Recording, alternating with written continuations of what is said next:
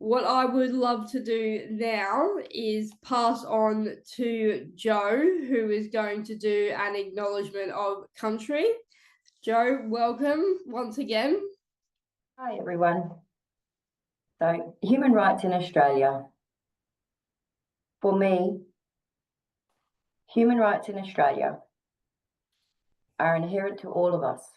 The principles of human rights are universal and inalienable, indivisible and interdependent, equal and non-discriminatory. States have obligations and duties under international law to respect, protect and fulfil human rights. So, For Australia, the UPR is based on three main documents, and this information is provided by the states under review at the moment. And it'd be really good for NGOs. As you can see, there's only been 2,202 NGOs, but all this information that's here can be sent out to anybody who's interested so that you can get to see this information. It's pretty vital information. Like, next year, on the 26th of January, Australia actually goes up for their reviewing for their, the Indigenous rights for their, what is it? Something about the states have an obligation to recognise Indigenous peoples for the regions, understandings and local communities. So that's going to come up soon on the 26th of June and on the 26th of January. But on the 26th of June, we have an opportunity if you're from a non-government organisation, you can actually put in, submit an application or a review for everyone and it goes into like a major document for human rights. And they will actually put this into a big document that then goes to speak on behalf of, make it even, so it's not just the state's information that's going to get rolled out for Australia. So it's pretty cool, but Australia has avoided this situation for over 20 years now, and it's time for them to be starting addressing our Indigenous human rights in Australia. As you can see, you'll see in my next couple of slides, I'll introduce you to the United Nations Declaration of Indigenous Peoples Representatives. These wonderful people all advocate on an international basis for us, for our countries. And the beautiful, I think third from the left, is Les Mirza. He's our Indigenous representative that represents us. He's been there for the last 20 odd years or more, and advocates in that space for Indigenous rights. So we have representation there, but we still get left behind when it comes to addressing any issues within Australia. So the purpose of our UNDRIP is to recognise the Indigenous peoples as equal peoples and nations that have suffered from historical wrongs, discriminations, colonisation and dispossession of lands, and to be redressed. Reaffirming equal enjoyment of all rights to Indigenous people, restore Indigenous peoples' control over their destiny with self-determination as a central mechanism, and reconcile modern states with Indigenous peoples. So hopefully, this will we can move forward as a one nation after the 26th of January next year. Next slide.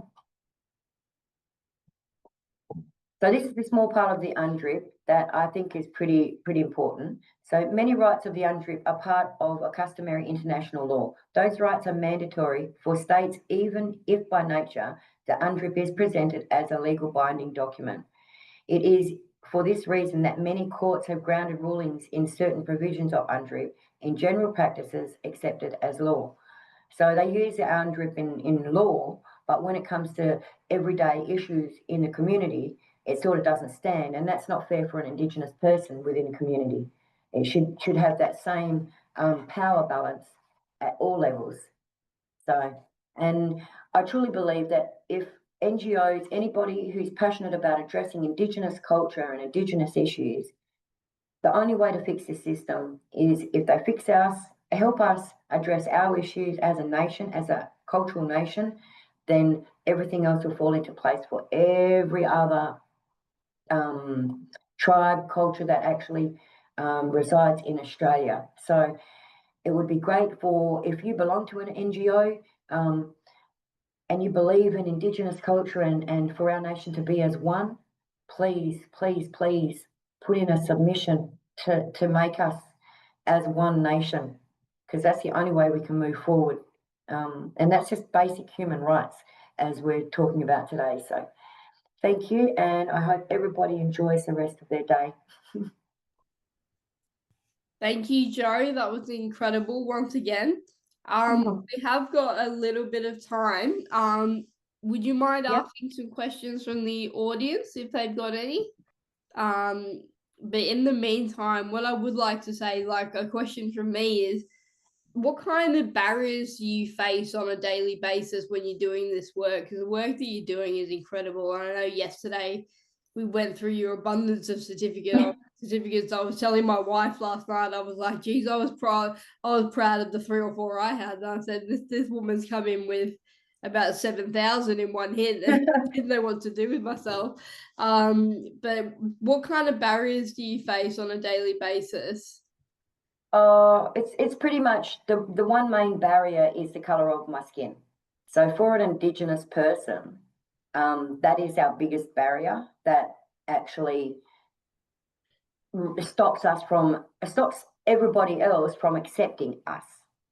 So it's just, they automatically see that as a barrier, and we embrace our color and we embrace our culture, but that's why our kinship and our connection to our country is so important, because that revives our spirit. Like, there's every day I wake up, there's barriers that you see in life. Like, you could be taking your children to school. It could be jumping on a train. Could be walking across the road. Anything and everything seems to happen. There's always that barrier. But for an Indigenous, that's just what we go through. Our skin color automatically puts us in that category. So it's pretty sad. It is, but this is why human rights are vital and important for every person in Australia, to help Indigenous communities be recognised as a culture and be united as one. So yeah. And that kind of follows on really well to another question that's come up about how we can be better allies to you. Yeah. Like I was in my PowerPoint, it'll say that you can do a submission. You've got a certain amount of wording in that submission as an individual, but that all goes to the Australian Human Rights Council. They will then tally up the submission and put it in and submit the report. So it would be great if anybody who is a CEO or anything like that, or you have power or you have a pull within society to make a change, this is what we needed as a culture, Indigenous people, for partners to stand up and speak for us and help us. Not speak for us, but stand alongside us and support us. Yeah. So, speak with you. Speak with you. Yeah. Yeah. And one final question, and I'm sorry, as I asked for questions, a load of them came through, so we'll do our best to answer them offline. But what is something anybody could do to help mob with self-determination, even if they aren't in an organization?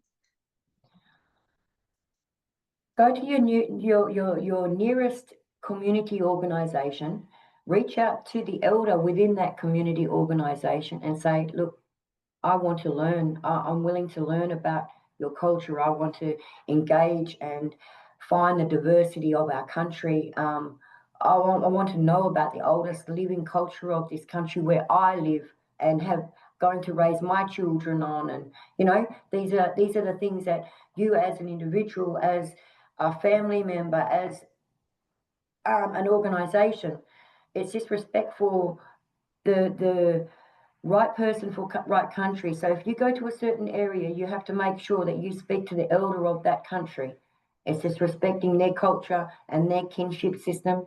But some places you have different elders for different areas. So you do have to speak to all the elders so Yeah, that you all these different perspectives as well. So yeah. amazing. Thank you. Look, once again, thank you for your time and thank you for speaking to us 2 days in a row. It's just impressive. So thank you so much for that. And you've given a wealth of information in the Q&A as well. So thank you so much. Thanks for watching. Explore more Perspectives 2025 on Finding North Network's YouTube channel. Find out more by visiting findingnorthnetwork.com.au or email info@findingnorthnetwork.com.au.